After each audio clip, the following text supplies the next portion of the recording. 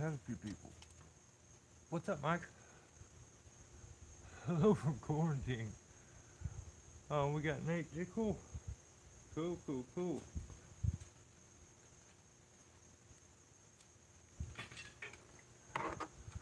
Not a whole lot going on. I just had some free time here and figured I would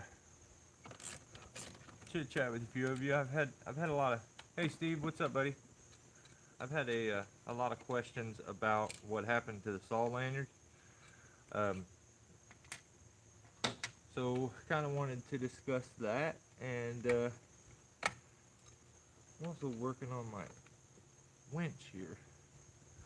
Jake lowered a limb, I guess, the other day and accidentally hit the lever there and bent it all up, so nothing works now.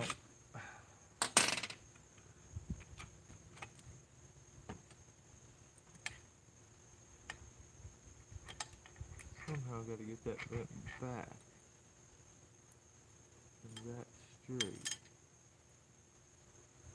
Huh.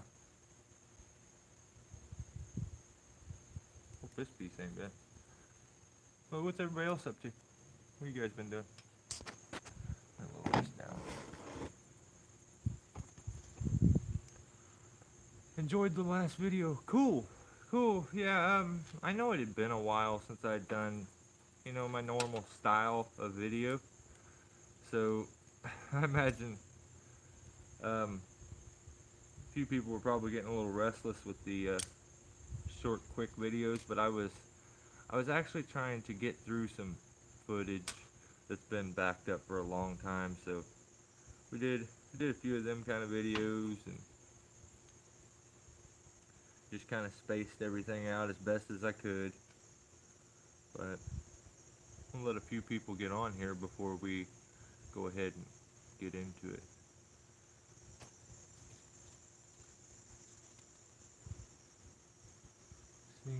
Didn't seem like a huge, but it wasn't. It was not at all. My main reason for having a saw lanyard is because of the. It isn't so like if the limb catches my saw. I would, if the limb catches my saw, I make the wrong cut and it pinches. I would rather take the saw a lot of times.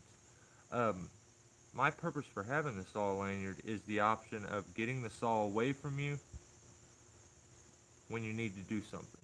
So running chainsaw, you want to get it away from you. My technique was horrible there. The lean on the limb and the location of the saw, I should have thought about that as soon as it drooped out of it, it was going to roll down the limb and at me. So, I mean, I guess I kind of caught it quick enough to kind of keep it away from me and let it drop down. Granted, it is a 201, so a little bit more weight than some chainsaws, but not a real heavy saw at all. Let me just show you how that all happened. Well, here, let me make sure I'm not getting. Yeah, I am getting behind. God dang it. Oh, what's up, Scott?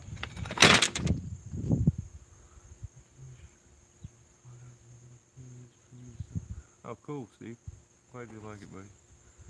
What up, BR? We got Jason. I hate these little sweat beads. They're everywhere. Cool. Yeah, so that took the drop. The Recoil saw lanyard, it doesn't look very long. But when that thing's extended out and actually stretches, it looked like my saw was 20 foot below me.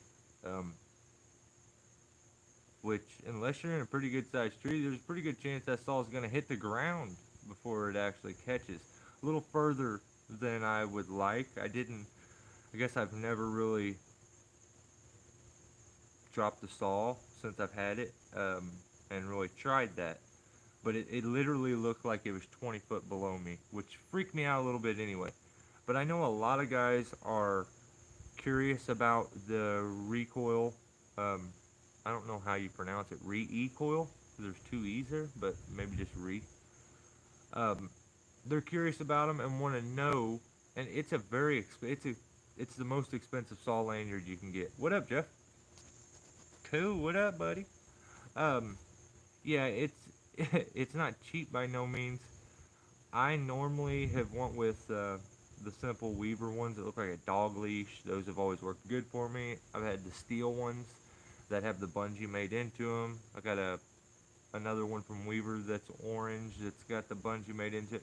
None of them have the bungee like the Recoil lanyard. But I mean, look, I'll just take this little section here and stretch it. Look how far that little section there is. So this thing extended all the way out, like I can get it maybe halfway stretched out. So you really have to remember that when you're using this. The saw is going to drop quite a ways. I have that aftershock saw lanyard. It's amazing, man. Really look. Um, is it this one, BR? Because I really like my steel one. It's a little shorter, but it does have this bungee to it for that little extra reach. But like I said, nothing is like this. I got used to these things getting in a bind. It would twist, so you'd have to lay the saw down, let it drop out, straighten up, put it back on. But yesterday, or the other day when the saw actually dropped, here's what it did. It ripped every bit of stitching out of the entire lanyard part there. Ripped all the stitching out of there. And the only stitching holding is that couple stitches there, which they're tore out on this side. So, I mean, I don't really know what to say about it. For the price, but see, at the same time, I can't say anything bad about Recoil, because this could be the the effect that they wanted. This may be what they're looking to have happen, instead of it, maybe it's a breakaway. I mean, I don't really know. I contacted them, and shucks, all Lanyard is amazing, man. Oh, okay, Tuffleberger makes it. I'll have to look at it. I'll check it out. But I think, to be totally honest, this kind of broke my heart as far as buying an expensive saw lanyard. I don't think I'll do it again. It's a bummer. This thing says, workload limit is like 0.45 kilonewtons, max tool weight 5.33 kilonewtons, fall factor 1.5. So I contacted Recoil. I messaged them, and so I don't want to say anything wrong, because the product did what it was supposed to do. So this definitely isn't me complaining that the product isn't good. It's a good product. I still have my saw. My saw didn't fall. My saw didn't break. So to just be like to technical there, it did what it's supposed to do. But this can't be right. I mean, I may go ahead and stitch it up myself, but still, after I stitch it myself, I'm going to end up with this weird loop in it, which I don't even know if this was originally on there. There's going to be like this weird loop there that'll give me kind of a little bit of a bend. I don't know if you see that, but after I get that back together, it's going to have this weird little loop here. But maybe I'll look at some pictures and stuff and see if I can get it back. This little delta is, I would suggest anyone to have one of these for the connector on your saw. It's just, sometimes it's hard to hit the spot on the saw, so this thing just gives you another one right behind it. So in worrisome situations when I'm trying to hang the saw up quick and I'm worried that maybe I got to get it out of my hands, this 90% of the time catches and I'm okay. But yeah, I'll do another video and like update you guys, kind of see how this goes. As far as, I asked them if was this the intended outcome, I explained to him it was my saw. I didn't even explain to him it was my, it was just my top handle. I believe these things are designed for big saws. This may not be the right one, maybe it's the green one, but still, that is a whole lot of stitching to have come ripping out of there from one drop of the chainsaw. I guess I can understand that it's that dynamic load, that shock, that it would be like taking a brick, holding a cinder block, and then dropping it and seeing if your shoulder could hold it. Probably pull a rotator cuff if I did it. So please don't misunderstand this video as me saying anything bad about the company or the product. They've been really good to me. I mean, they featured the YouTube channel, I think, on their Instagram page, put me on there. They've been cool. So I'm kind of curious how this all works out. I'll kind of keep you guys up to date. I don't know the warranty or anything on something like this. I have only had it like maybe 2 months, I think. So, I mean, I can get specific and look back and see when I made the post, but that leaves something to be desired. Would you guys still use this? I mean, would you still trust this? Because I feel like I kind of still do because of the big loop here. It's still a loop. It's still one piece. Even when them stitches finally, well, there they are. That part there holds, where they put the X in. And I wouldn't know this stuff or really even think about it all that much if I hadn't watched August and them do their brake testing for their suspenders and stuff like that. And the change of stitching and the putting the X on there and stuff like that. Seeing all that made me kind of look at this a little different, because that wasn't the only spot where they stitched that X into there. That was down through here in multiple spots, I do believe. So I don't know. I mean, there was one there. But then, see, there's where that piece ends. So this isn't a one piece the whole way. Right here is only 2 of them boxes. And that's the last thing to hold it. So, if it was me, my design, I guess it's designed to break away. That makes sense, because it's going to put pressure on this point and break it away before it ever puts pressure here. So they may tell me that, dummy, that's what it was supposed to do. And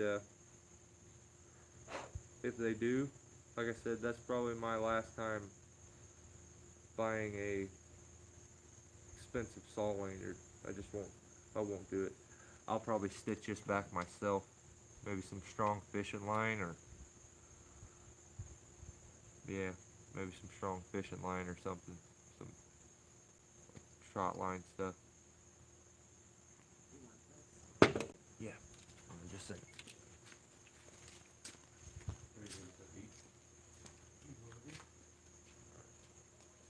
Get off here and we'll go. But yeah. Anybody else have any experience with the recoil? I never trusted them dogfish lanyards. I don't know why. I don't like. Oh, I love that clip. I may be different, but I dig that clip a lot. It's just so easy to clip on and clip off, and that gate on that thing would more than likely fail before it would rip your saddle off you. That's a big concern with any lanyard, is how you connect it. You want that to happen. There's a way of making your cut, and if you make it wrong and you come in below your notch, I'll show this one day, but okay. if you're okay, you're dealing with the lead bus like this. And you make your top cut here, and you make your notch right here. Now, you make your bottom cut, and it comes in just below this right here. You know, your bottom of your notch comes in just below. A lot of times you can create this little lip that does a breakaway. It does like a snap cut. And the chainsaw gets stuck in there. It takes a tooth and bites it down in that groove there and keeps a hold of it. Then it breaks loose. You would rather, it would be safer for you and your saw always to be a little above it, because then it won't make that, because the pinch is always gonna go to the down cut. I'm trying to think of the right way to explain that. Because of the upward pressure of it being straight up and down, the lowest cut is going to take the pressure, so you don't want to. It's hard to explain. I'm trying to explain it, but it's not coming out right. Let me kind of research that way I'm saying it right, and I'll explain why a snap cut a lot of times will pinch your saw and take it, because that step cut, snap cut is 90% of the time that's what takes a guy's saw. And then making the notch, your back cut wrong on your notch, has the same effect that a snap cut would have a lot of times if you do it wrong. And that's why sometimes when you make a notch, it takes your saw. So, yeah, a lot of times like a Dutchman, leaving a Dutchman in there, that'll cause it to take your saw, because you didn't clean the inside of your notch up the rest of the way, and you got straight across, but the one side over there kept where the Dutchman's at, had that lip that went under, and you created a little bit of a snap cut there, and it takes your saw. So, I'll explain that way better one day, because I don't want to sit here and like get into technical stupid terms that nobody's going to understand, and I'm sure that I won't explain it right. So I usually do my best to try to sit down, research something, and then take it out of those terms and words and make it easier to understand. I mean, I probably don't get into the specifics of some things as much as other people that explain it, but I'm going to give you the basics to it and like the groundwork to it. And I feel like if I give you that and it's correct, that you can go from there. So I don't want to give you anything wrong as far as information, so I don't want to get into that one.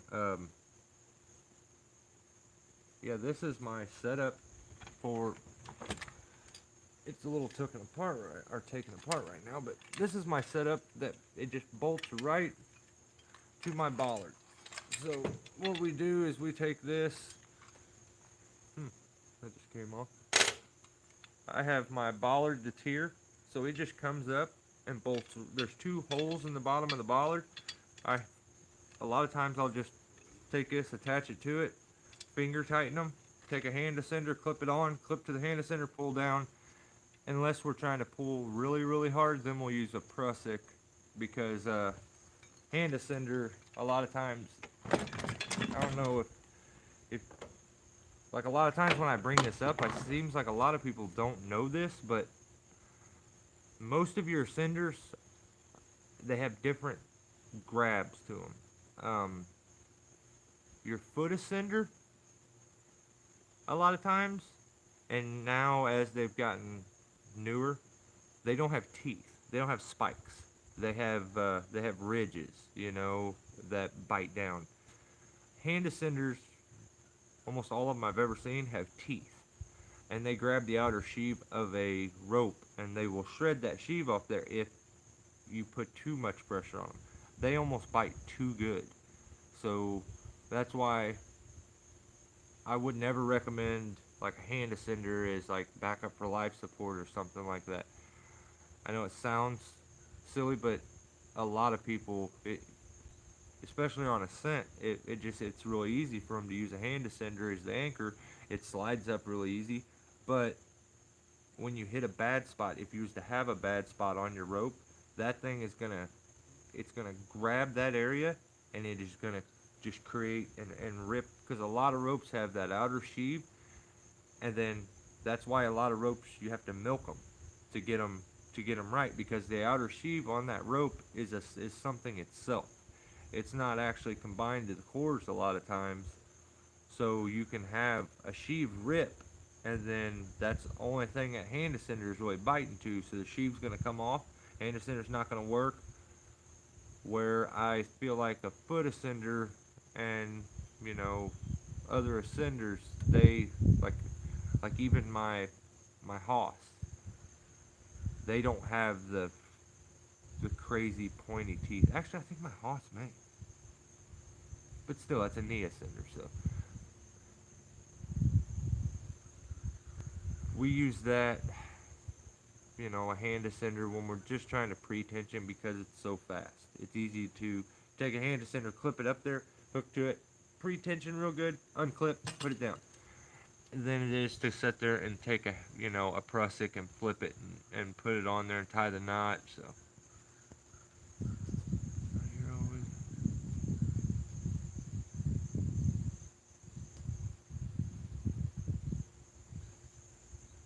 Steve, those cheap Weaver ones are the ones that, you know, I've became very fond of.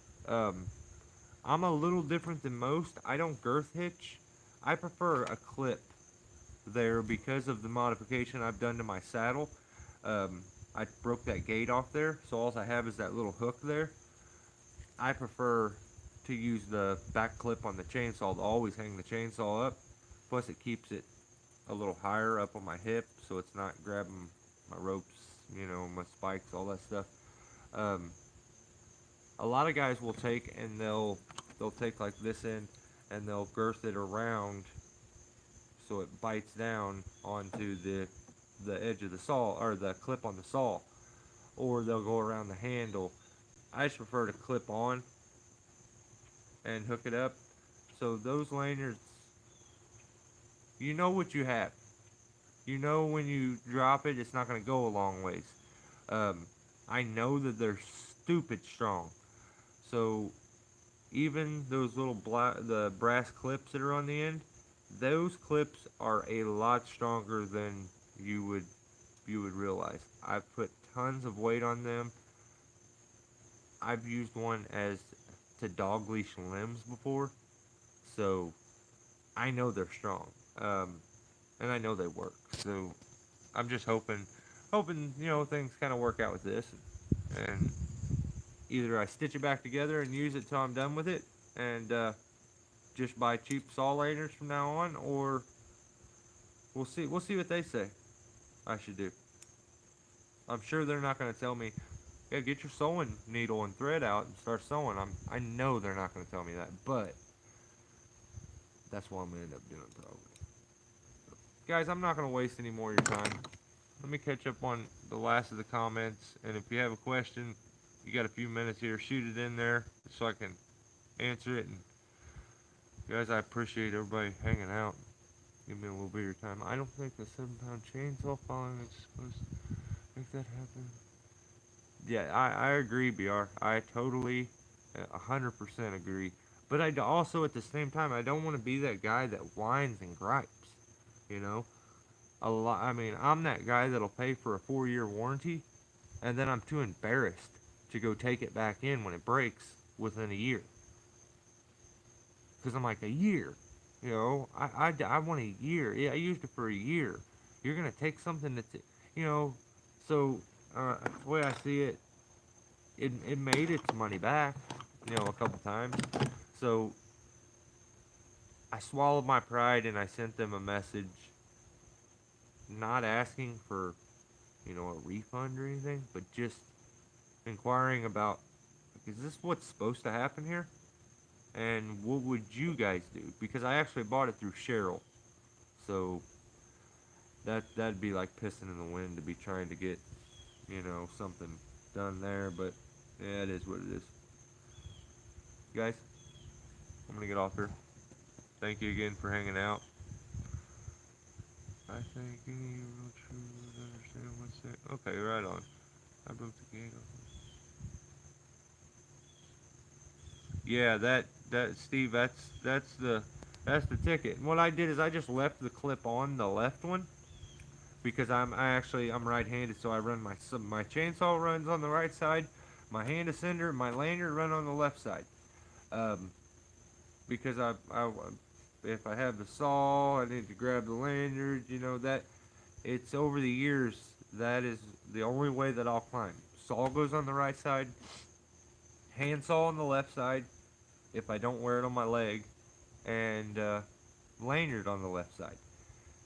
I don't like the lanyard being on the same side as a chainsaw because then if you have a sharp chain, it just gets bound up in it and all knotted up. So I figure, it works best on the hand side with the handsaw, and I leave that clip there in case I was to ever need to hang my saw up on there. I could. See you, Mike. Appreciate you hanging out. Oh, John, not a problem. I will do a little more on the X rings, but I want to go back and watch what I did so that I don't just repeat myself over and over. I want to give you guys kind of any info that I can that'll help out, because even my tie-in point on the last video, I was instantly corrected by a gentleman telling me that I'm wrong, that is a redirect, and that is not a secondary tie-in point. The line is not under tension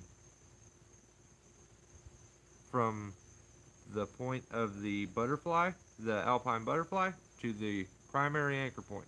That is not under tension there.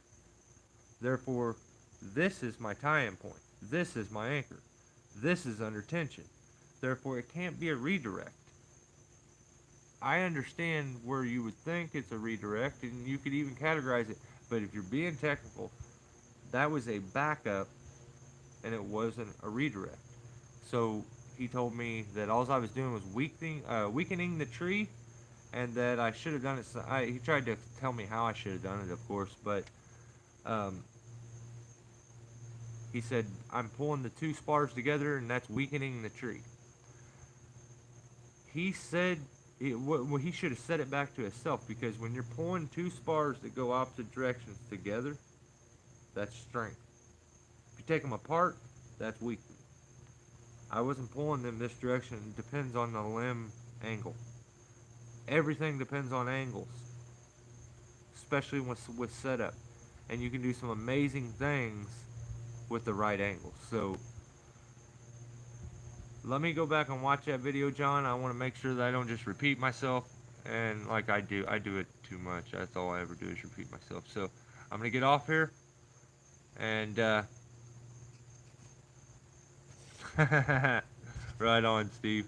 Yeah, it is what it is. You better have some thick skin if you wanna have a YouTube channel and you want to do anything serious. Because I understand guys that go cut jokes and do stupid stuff and they throw it up there and somebody says something. You expect that, I kind of give you what I do and what I have a passion for. So when you get the negativity for that, sometimes it's easy to take it personal. So I'm getting better at shrugging it off. See you guys. Thanks again, and I'll catch you later.